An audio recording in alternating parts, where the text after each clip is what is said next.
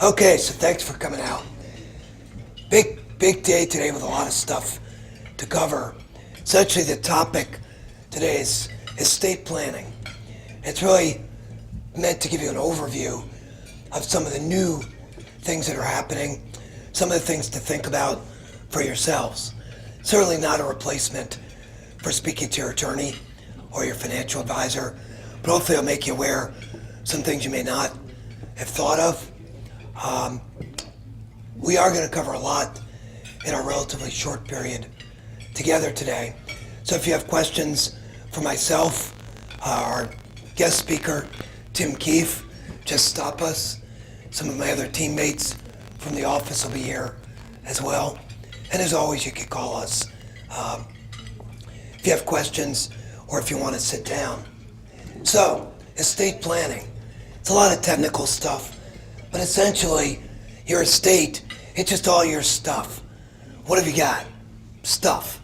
So when we plan for our estate, what we're talking about is planning what happens to all of our stuff. Now, the purpose today is not to give kind of an economic update or lecture, but clearly what's happening in the economy and the markets does affect our stuff. So I just want to spend a quick minute and touch base on this, because I think the next several months are going to be very interesting. Congress doesn't do anything in an election year. Next year's an election year. So they're going to try to get everything done between now and the end of the year. What that's going to mean, in our opinion, is a lot more volatility, a lot more media hype about the world ending.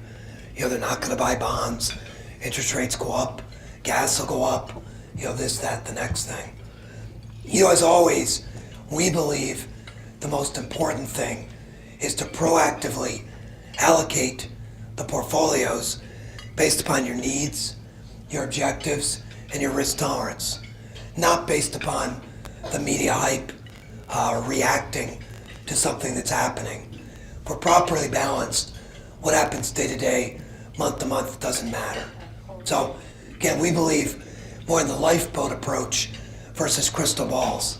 And that being said, I think it's important to understand, we may be facing some short-term volatility.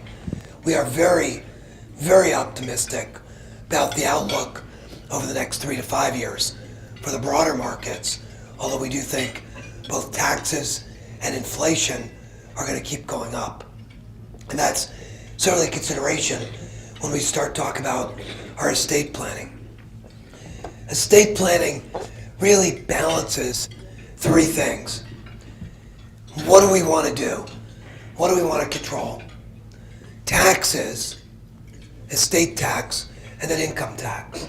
And generally, the process of estate planning involves compromise, because we may be able to fix one thing, but it's going to expose us to something else. So for example, if we want to avoid estate tax, we might have to give up control. Or if we want to make sure that we control the assets a beneficiary gets, we might have to pay more tax. My suggestion, as you hear the things we talk about today, and you go back, is to sit down and basically make a list. Things dying on me. Make a list of what are your priorities? Not legal obligations, but what are your objectives? I want these 3 grandkids to get this, but I really don't like the 4th one. They don't get anything. This kid likes my car. They can have the car. This one likes the boat. Whatever it is. I want to avoid taxes. I want to provide a legacy to late Catholic. Whatever it is, make a list and then sit down with the attorney and with your advisor to develop a plan based upon that list. Now, one of the things people don't think about as much are digital assets, what we call afterlife on the cloud, because we definitely live in an increasingly digital world.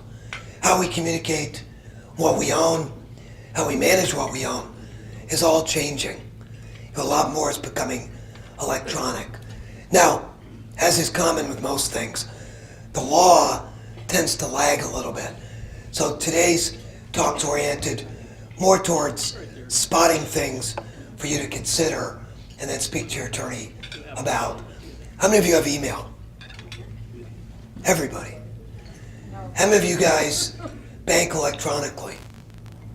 About 60%. Nationally, in 2000, 10% of Americans banked electronically. Today it's 60%. 80% people over 65 use the internet daily for one, whether it's Facebook or email, etc. Good planning. It's a quote from a blog. The blog was called Obsidian Wings. It's a gentleman named Andrew Olmsted. Blog post was, and this is about a 4-page paper, and you may remember it's actually some controversy about what he said in the blog about the troop buildup, etc. in Afghanistan. It's kind of critical about some of what was happening. This is an entry I would have preferred not to have published, but there are limits to what we can control in life, and apparently, oops, sorry, got it, thanks. And apparently, I've passed one of those limits. He posted that on January 4th, 2008. On January 3rd, he was killed in action in Afghanistan. He had left the blog post with a friend, said, if I'm killed, this is what I want you to release. And there's actually whole websites now for people to essentially do the same thing. The flip side is a soldier named Justin Ellsworth, who had been sending pictures back and forth with his father for a couple years. The pictures primarily were through AOL, and he'd store them there, send them family photos. He got killed. AOL would not release any of the photos. Family wanted to print them out, put them in books. It went to court. The court case lasted about 3 years. In the end, family got about half the photos. But they really never got all the digital stuff because nobody had really thought to plan for that. And when you sign up for a lot of these services, and we're using hundreds of them, it always gives you a big blurb, say, yeah, I accept, because otherwise you can't use it. But buried in there are the rights that you have and the rights you give up to the material. So let's talk about kind of 4 types of digital assets. Now, it used to be when someone passed away, even if they did some planning, the family would go through the mail, look at the tax return and say, oh, we got a statement from this bank, there's money here. Or, oh, there's this correspondence, with Aunt May, we better tell Aunt May. Well now, if that's electronic only, and just emailed, how's anybody gonna know? And the flip side is, who do you want to see the email? You've got 2 kids, and you're talking to one kid about what an idiot your other son is. They probably don't want to see that. How many of you guys have used eBay or PayPal? You may have money sitting in an account. You don't want that to just evaporate. I mean, it's real money. TurboTax, file your taxes. That's electronic. It may sit on your computer or theirs, but your tax returns, personal spreadsheets. So the question is, how does the executor get access to all this stuff? What about emails? What if somebody signed up for electronic statements? With Raymond James, you can elect electronic only statements. How would somebody know what you have unless they can access the email?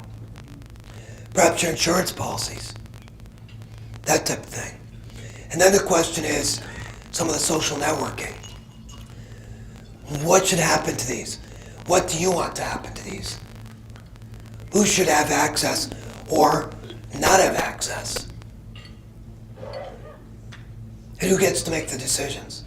This is when we start talking about a digital executor. Now what about more tangible things? Online recipe archives. If you put all your recipes online. Or web-based medical records.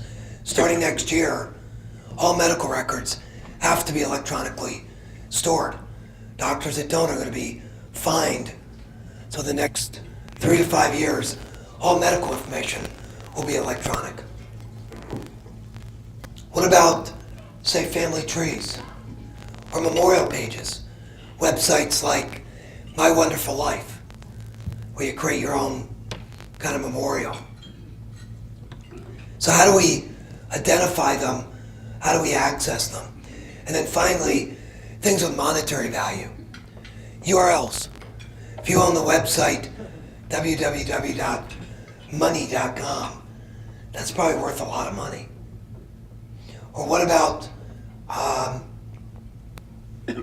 PayPal accounts? Believe it or not, even some of these online games, there's a character.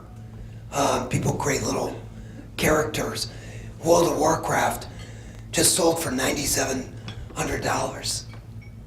So what are your gaming characters worth? You know, things most people don't really think about. I don't really understand why someone would pay that for a video game character. But, so, you know, what do you do with them? Probably PayPal and stuff, you liquidate it, get the money.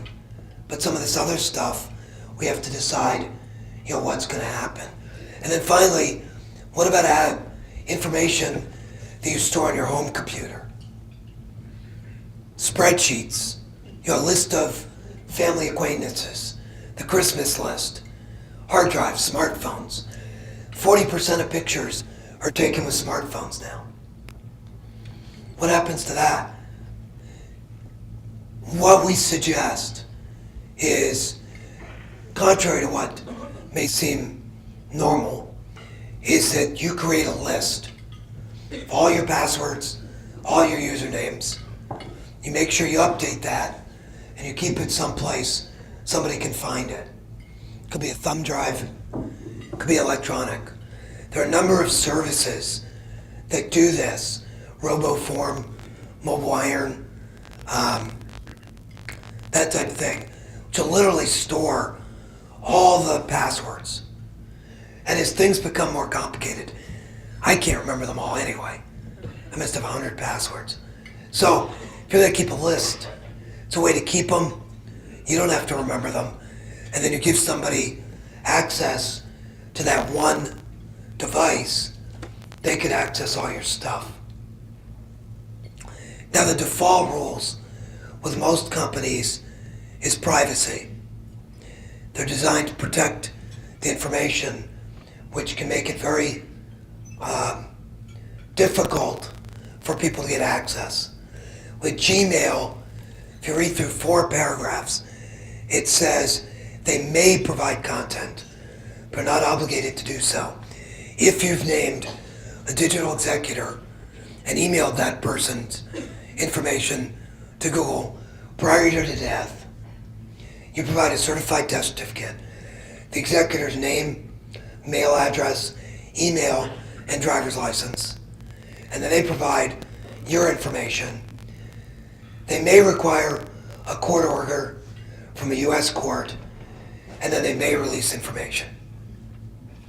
A lot of hoops to jump through. Now these are the same people that own PayPal, eBay, YouTube, etc. The law is slowly catching up. Connecticut was the first state to enact a statute, followed by Rhode Island. They basically said the executor who has provided letters of authority can have access to email. Oklahoma, in 2010, came out with a new law, said the executor can take control of, conduct, continue, or terminate any accounts of a deceased person on any social networking, website, microblogging site, or message service. It's like Twitter. Ohio is still bouncing around. It's pretty ambiguous. Now there are also some services. Google in April, a couple months ago, introduced something called Inactive Account Manager. Basically, you tell them, hey, if there's no activity in my account for, say, 3 months or 6 months, email this person. So I can name my Mark Spurkey from my office. No activity on my account. They email Mark. They say, hey, Mark, is Randy dead?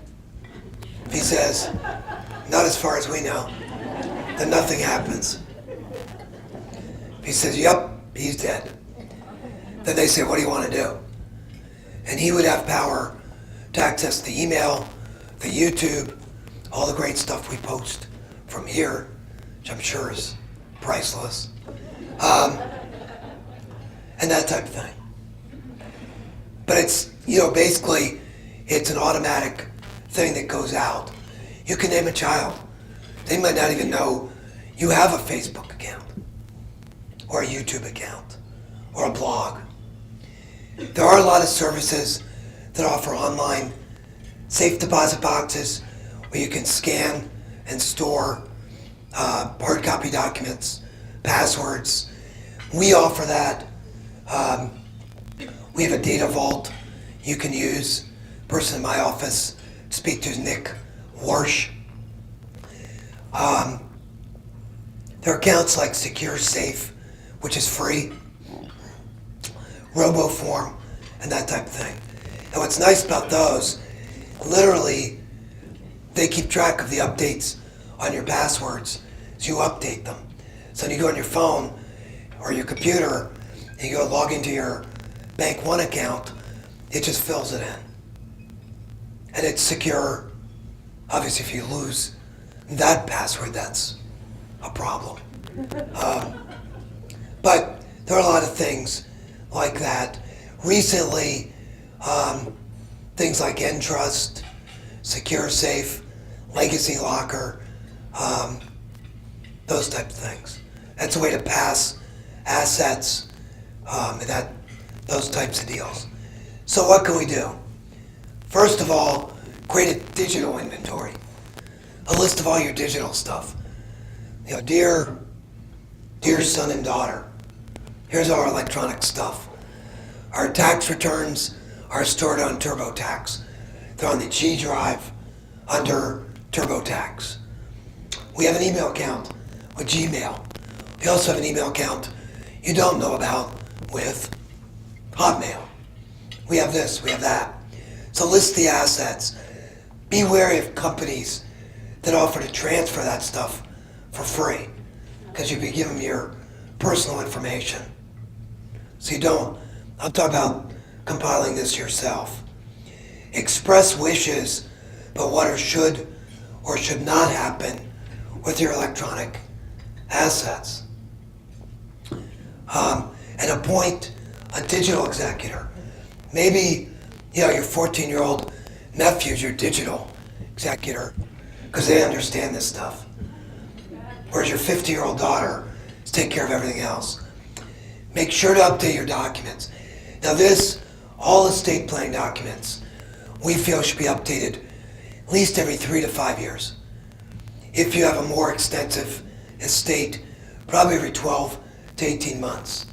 In those documents, include language with an authority to manage electronic assets. When you do your powers of attorney, include language that says this person has access to my electronic assets, including blah, blah, blah, blah, blah. Reference digital property in a memorandum with your will or your trust. You list personal property. Hey, my brooch goes to this person. My fishing rod goes here. You could say my Facebook account goes to so-and-so. My YouTube videos go here. So-and-so could take over my blog. I know it sounds kind of weird. and we're definitely ahead of the curve here. But again, as with the financial planning, I think it's important to get out ahead of it. Thanks, Randy. Well, we're going to go ahead and move along. I've learned a lot from Randy. I've been in the business 29 years, and I'm still looking for documents in freezers, medicine cabinets, lingerie drawers. Found them in all those places. Don't know much about the electronic, though, but that is exciting, and I think a better use. Today we're going to talk about current taxes and rules, decision makers with estate plans, and then we'll talk about charitable options and donor advised funds, and specifically about how a trust might fit into an estate plan. How many people have an estate plan?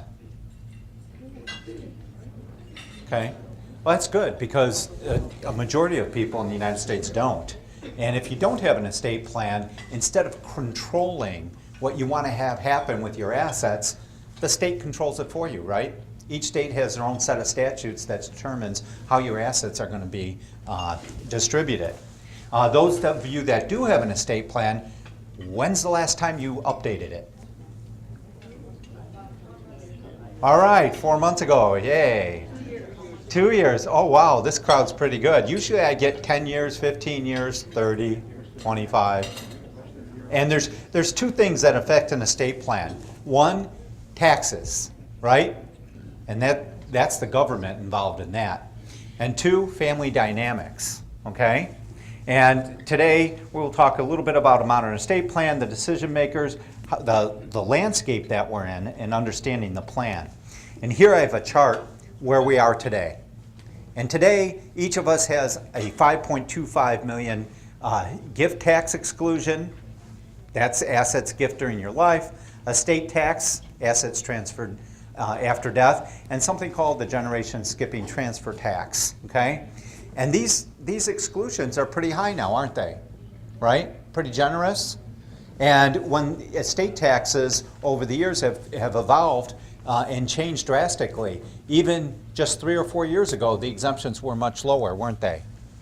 And what have you seen with the Ohio state estate tax? What's that level? Anyone? 0. It went away January 1st. Ohio's a pretty good state to live in.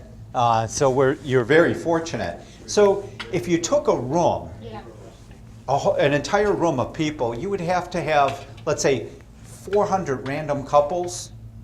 Only one of those couples would be affected by the estate tax as it currently stands. That's rather significant for the population. But does that mean there's no need for estate tax planning? No, it allows people to do their estate plan for what it's meant to do. Give my property who I want, when I want, right? And control their wishes without having to jump through a bunch of tax loopholes in order to get the same thing done. But what I've seen, is that 98% of what I do is review estate plans with financial advisors and their clients, and the other 2% is to help develop the estate plans. And in doing that, the older documents are set up so that they don't take into account the new estate tax laws. Okay, so one of the things that Congress has put into place is the concept of portability. Does anyone know what portability is? It allows for a married couple to exclude a total of $10.5 million from their estate, okay? Without having to retitle assets from one spouse to the other. Before portability, if one spouse owned all the assets and the spouse that owned the smaller amount of assets died first, with the AV plans and the credit shelter trust and so forth, they weren't able to take advantage of the credit exemption of the first spouse, and so it was a trap, right? They didn't properly title their assets and they weren't able to take advantage. In today's world, it doesn't matter. for a couple, okay? But that concept, when it comes to decision makers and so forth, you have to be careful. Does that portability, should people rely on portability? Is there a place in their estate plan for all their assets? One of the 5 documents of a modern estate plan, everyone should have a last will and testament, right? Durable power of attorney for property, and in Ohio, advanced directives, medical directives, which include what? Power of attorney for health care, do not resuscitate in a living will. And then lastly, our trusts. Why might people use trusts? Avoid probate, right? Avoid uncertainty. People plan their estates to make certain things happen the way they want them to happen, right? And they avoid the risks and uncertainty of holding title of assets in joint tenancy, right? Joint property and so forth. And also, people create trusts for what Randy said. What about the son or daughter that's not able to manage their assets? What if he had a special needs child? You want to protect your beneficiaries from creditors and predators, right? So there is a great use of trust. Okay? Common errors that I see in an estate plan, documents are incorrect. How many people that have had their estate plans drawn up and they've signed them have read them? How many people understand them? Good. I think it's really important because I'm completely convinced not everyone does. And the examples I'll give you is a couple months ago I reviewed an estate plan with 4 beneficiaries that distributed 3/7, 1/7, 2/7, and 2/7. Now I added that up and I think it's 8/7. I'm still trying to decide how that's going to be distributed and if I can do it. I tried it on my little brother when I was 5, it didn't work. He caught on rather quickly, okay? I've even done them with plans 101% and so forth. I've seen plans that have eliminated beneficiaries unintendedly. I had a couple sit in front of me and I'm reviewing their trusts, and their trusts they said they're mirror images. And I reviewed the wife's trust, and there were 5 beneficiaries listed, 5 children. I reviewed husband's trust, and there were 4. He said, "Is that a problem?" I said, "I think so." You know what his answer to that was? "Well, it's not really a problem. I'm going to die first." I asked him for some lottery numbers. And he said, "Because it doesn't matter. My wife is my successor trustee." So what's she going to do? She, as successor trustee, she knows exactly what he wants. So she's going to distribute it to 5 beneficiaries. But he has 2 spendthrift sons. Do you think they're going to want it distributed to 5 beneficiaries? How is that trust going to distribute? According to what? Yeah, according to the document. And if she did, and they were magnanimous and said, "Gee, Mom, split it 5 ways," it was $5 million. The difference is quite significant. It's $250,000 difference. But even if she did and gave the daughter that was omitted her share, what does that constitute? A gift, right?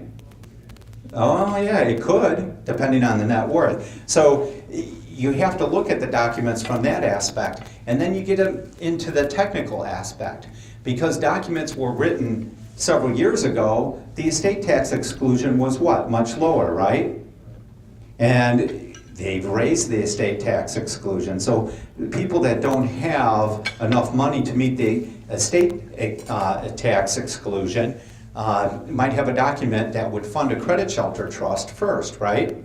And then the surviving spouse would have access to the marital trust or the A trust. What does that do? I'll give you the example. 3.5 weeks ago, a financial advisor called me with the surviving spouse from a second marriage. They had about $800,000 in assets, and they were all titled in the husband's name. It was, in being a second marriage, those assets went into that credit shelter trust with her getting the net income with ascertainable standards for principal. And he named his oldest daughter from his first marriage as successor trustee. Yes, she was sobbing on the phone. What should I do? I said, contact your attorney. What am I supposed to tell her? She said she would never get any of the money. So it's important to take a look at your documents to make certain that they distribute the way you want them to distribute.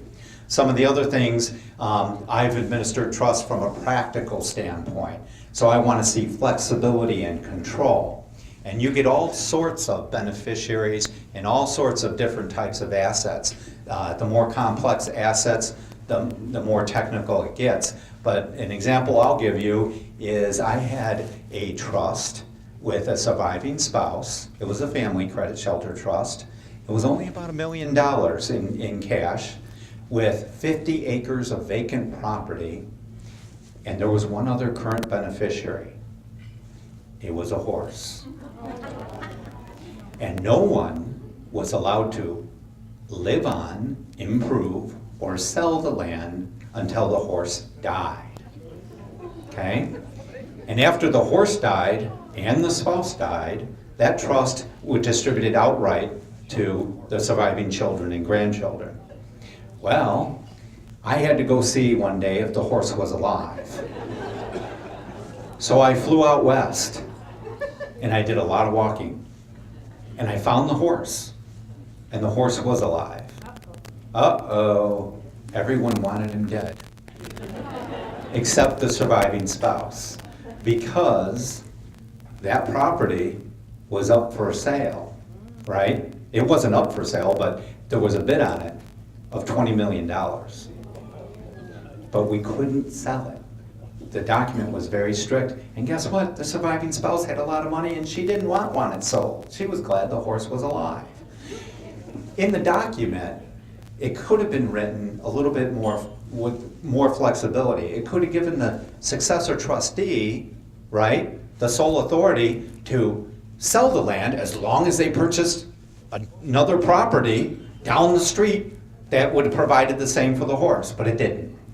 And it's difficult for people to see those concerns within the trust. That's where I come in many times, because I've had so many of these experiences where you can see the tips and traps. You want to draft that trust, and Ron, you draft trusts all the time, and you're concerned about that flexibility, correct? Can't always anticipate. Sometimes you just make mistakes. Yeah, I'll try to talk a little bit louder. Sorry about the mic. Assets still could be titled incorrectly, right? Some people try to avoid probate without a trust. And when you do that, the more complex assets, the more beneficiary designations, annuities, life insurance, and so forth. When people do that, they tend to sometimes what? Unequalize the beneficiaries, the distribution to the beneficiaries. So it's a little easier to do that with trusts. Family dynamics can change, your beneficiaries can change, you might have a second marriage, those kinds of things. But again, more thought is given to disbursement of the estate rather than leaving it equally.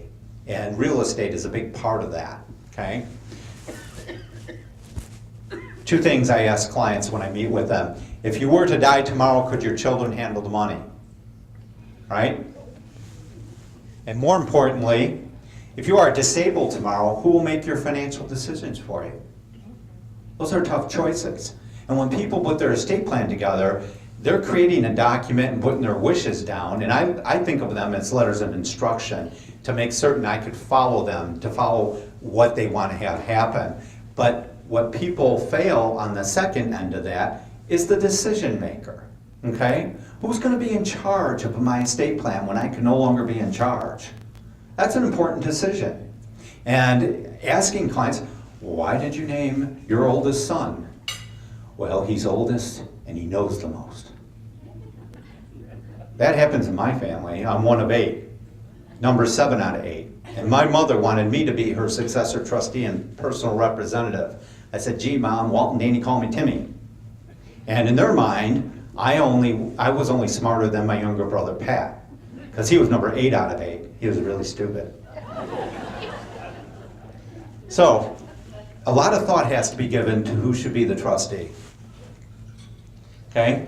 And we have spouses, family members, you have friends out there, you have professional advisors, attorneys, CPAs, and then lastly, a corporate institution.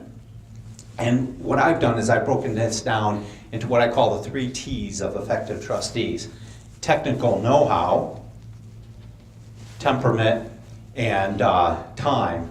In technical know-how, I basically have 5 categories that the decision maker has to consider. Legal, they have to know how to interpret the document. They have to know what it says and what to do and how to make decisions under the terms of that document. If they don't, they have to hire an attorney, someone like Ron or someone, to help them interpret that document. If they don't know taxes, they have to look to a CPA or someone that knows taxes. Investments, call Randy. Accounting, principal and income accounting. There's statutory guidelines on every type of transaction for every type of trust on whether it gets credited or debited to income in a trust, right? Or principal. And then lastly, a lot of people fail the category of reporting. That is a huge category. I call it the a la carte approach. You know, for people that don't have this, they have to hire that expertise. But individuals or professional trustees, a lot of times it's the reporting. And what that is the communicating, right? Communicating what's going on. When my mother couldn't name me, she named my oldest sister in those roles. And I got 6 other calls from my other siblings. Tim, what's going on? What's Kathy doing? Is she taking all the money? Is she charging fees? When the heck is this going to be done so we can get our money? The problem with Kathy wasn't Kathy. It's not that she didn't want to help. She just didn't have any way of combining all the assets from ABC Bank, from Randy Carver's office, from real estate, from other banking institutions into one report to show them what was being done, right? So little or no communication leads to what? Distrust. Absolutely right. And again, the majority of the times isn't because of any wrongdoing. Temperament, diligence and detail orientation. Objectivity. The most difficult part for trustees is to remain objective. In the case of my sister and my mother and my brother, my sister thought she knew what was right. My brother thought he knew what was right. Who knew what was right for mom? I heard someone say it. Mom. That's right. Her document. But people tend to make decisions individually. It's what makes us all interesting. We all make decisions differently, right? And the toughest thing for a trustee is to maintain that objectivity. That's why corporate trustees have all those committees. Committee for discretionary distributions, investments, administration, management, refrigerator patrol. They have something for everything. I know, I've been there. Integrity. The difference between a corporate trustee and any other trustee is what? The biggest difference is corporate trustees are regulated. There's someone looking over their shoulder. Biggest difference. Corporate trustee has all the technical know-how, but they fail in some other categories. Vertical time. Does a person have time during the day to handle the job? I guarantee when you're handling an estate, that takes a long time, doesn't it? Anybody ever act as a personal representative? Yeah, it's a tough job, isn't it? Takes a lot of time, a lot of expense, depending on, especially out of state. There you go. And for people managing ongoing trusts, it really is a burden. Horizontal time. Do you name someone who's the same age as you? Probably not. By the time you can't or don't want to do things, they probably don't either, right? So something to think about there. Advantages of friends. Usually little or no trustee fees. This is another failure. If you're going to hire or name an individual trustee, especially within the family, again, communicate. One, ask that person if they want to do it, right? Two, talk about fees and make certain it's in the document. Make certain it's referenced in the document. Reimbursement for expenses and fees, because does an executor or personal rep deserve a fee? Absolutely. I don't think it should be the same fee charged by a corporate trustee and with all those other duties, but they do. But invariably, you know what happens? What I hear on a lot of ends? Oh yeah, mom and dad named you because you weren't going to charge a fee. And the document says this distributes equally amongst us 3 children. So Kathy, kindly put those monies back because we're gonna distribute them equally in thirds. You hear that quite a bit. So it's important to put that in the document. They know what the grantor wanted, and there's a sensitivity to family needs. Disadvantages, might not know all the technical areas. Ooh, mistakes. Anybody ever handle an estate where there's been mistakes made? Yeah, and it could get costly. Lose interest, become ill or die, possibility of fraud, and most importantly, lack of objectivity.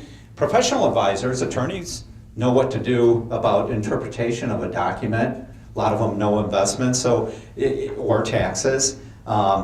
And they probably know the family and grantor, and they may be more objective just because they know that area. Disadvantages, mistakes and fees, possibility of fraud, can become ill, die, or lose interest. Who was the CEO here, and is it Solon? I saw it on the news. I mean, you hear about these things all the time. If there's no governing authority to look over the situation. Corporate trustee, technical expertise, the objectivity, perpetual life. I have to tell you, one of the trusts that I was managing when I first started out, the surviving spouse said I reminded her of her late husband. So I had to maintain objectivity. What did I do? I transferred it to another trust officer just to maintain that objectivity. Perpetual life, and again, auditing and the regulation and so forth eliminates the risk of fraud. Yes, there are fees, uneven service, lack of family knowledge. Okay, here at Raymond James Trust, we get around this to some degree because when we act as a corporate trustee, we hire and compensate our financial advisors from the trust to be part of the relationship. There's no duplication of fees. And that's important because the client knows their financial advisor and they know their family. So it helps us. Choosing the right trustee, sometimes individual trustees make sense. Beneficiaries should have the power to change the trustee if they don't like the trustee, right? Make it easy on them. And then co-trustees. I talk about this a lot. How many people have named multiple trustees or personal representatives of their estate plan? It's something to think about, because when you have more than one person in that role, you get more than one, yes, you get more than one opinion. And I can tell you, my wife and I like to go for walks. This last fall, we went for a walk in the neighborhood. I was on the school board, and I was also director of capital campaign for my church and heavily involved in those areas. I know just about everyone in my neighborhood. There are 6 or 7 houses that today remain vacant. You want to know why? Multiple personal representatives trying to decide when to sell the real estate. In the year 2007, they saw prices dropping and said, wait a minute, we're going to hold out here. We're going to hold on to this property and wait till the value goes up. Was that the right thing to do? No. Probably not. There's something called maintenance, insurance, upkeep, and in Chicago, property taxes that eat into that in a real big hurry. So you have all sorts of issues. I want to tell you one more though, because I did deal with a co-trustee on a rather sizable estate. And when the client died, I said to the co-trustee, we're going to sell the equities. And she said, you know, I'd like you to hold off on that. And I said, well, we'll talk to the attorney. And the issue there was no upside to holding those equities because I knew the estate was distributing to several individual beneficiaries, but after that, the remainder beneficiaries were all six of them were different Catholic charities and churches. What did they care about? The value of the estate as of date of death, let's just call it $6 million. If they receive anything less than $1 million, guess who's gonna go knocking on Tim's door? Yeah, they wanna see $1 million each. So there's no upside, especially since the short duration of distributing that trust. And what happened is the attorney, I said, convince the co-trustee, make it think it's her idea. And he said, how long do I have? I said, 8:30 tomorrow morning. 4:10 in the afternoon, he calls me, he said, Tim, did you sell the securities? I said, what did you think? He said, when did you sell them? It was March of 2000. Yeah, we saved the estate about $800,000 or $900,000 that day. Was I a hero? No. I was following policy and procedure. That's exactly what I should have done. And if I were an individual that could have been swayed, maybe they didn't sell, maybe they had problems, okay? So experience helps. Okay, let's talk real quickly about donor advised funds. When I started work, I started at the Northern Trust, and my first job there was head of the gift unit. I used to make all the gifts from all the revocable trust at Northern Trust to both individuals and to charities. And that was a long time ago. I'll just say before 1992.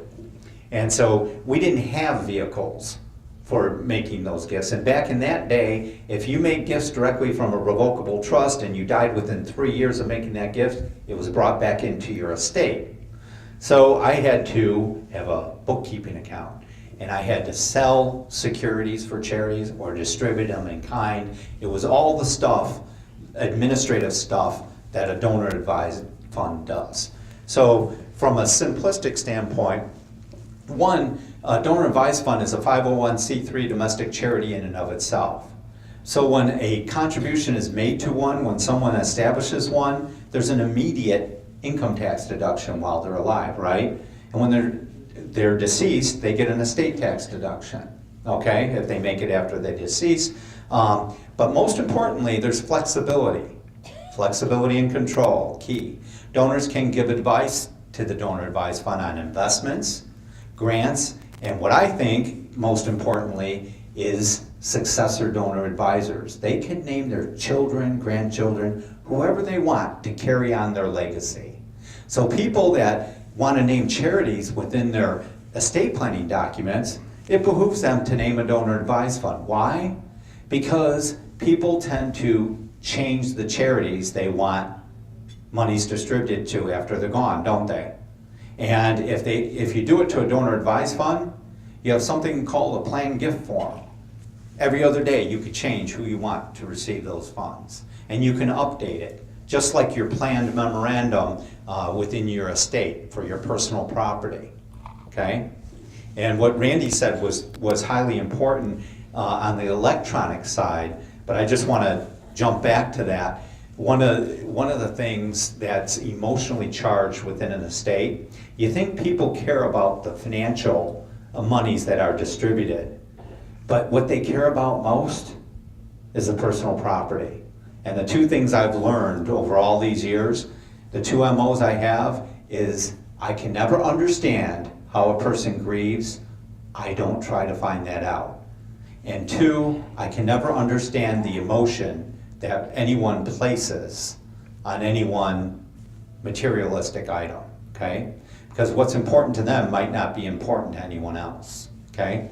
The advantages of the donor advised fund, low cost, right? You get that tax deduction, ease of access, and again, the family legacy, and you can redirect grants as your interests change.